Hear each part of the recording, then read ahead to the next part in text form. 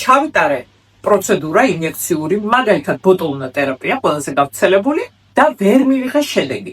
კანი არ არის საკმარისად დატენიანებული, არ გზინავ და პიგმენტაციაც არსად არ წასულა.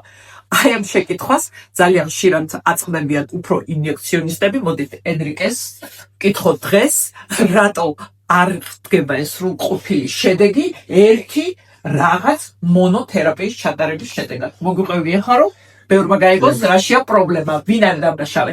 პრეპარატი, სპეციალისტი თუ რა ხდება? ბოტულინა თერაპია ეს არის კანტკუნთის მომადუნებელი საშუალება ნაოჭების პრევენციისთვის. ჩვენ ვერ მივიღებთ ფიზიკურად დატენიანებულ კანსერს, ხოლმე ხშირად პაციენტები.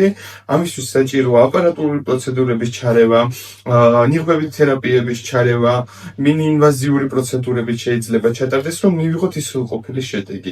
კომპლექსური მიდგომა არის აუცილებელი, რომ მივიღოთ ის შედეგი, რაც ყველა პაციენტს სჭირდება და არა მხოლოდ ერთი კონკრეტული ბოტულინა თერაპია. რაზე ჩვენ ძირითადად ვსაუბრობთ.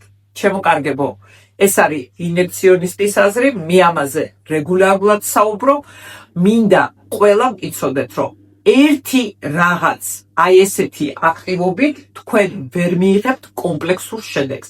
კომპლექსური შედეგი სულ ყოველთვის შედგება კომპლექსური მიდგომისაგან. ამიტომაც ნუ დააბრალებთ ნურავის და ნურაფერს, ნახეთ კარგი სპეციალისტი, მიმართეთ და ჩაიტარეთ კომპლექსური პროცედურები. მაგ შემთხვევაში მიიღეთ სასურველ შედეგს, შეიძლება ერთ დღეში და ორ თვეში ეს შედეგი არ დადგეს, მაგრამ დროთა განმავლობაში თქვენ ამას აუცილებლად მიიღეთ. და მათ შორის ხანგრძლივ შედეგს. ხანგრძლივ შედეგს, რა თქმა უნდა. კი ბატონო, ხანგრძლივი შედეგი სამწუხაროდ პატარა პერიოდის შემდეგ არ დგება.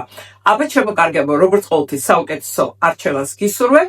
თუ რამე მაგვარი შეკითხები გექნება, მომწერეთ, კომენტარებში დაწერეთ, დავიხმარ ენრიკეს, არა მარტო ენრიკეს, კიდე სხვა ბევრი ჩვენი კოლეგა, ვისთანაც ჩვენ ამ კომპეტენტურ პასუხებს მივიღებთ. აბა, საუკეთესო არჩევანი როგორც ყოველთვის თქვენზეა.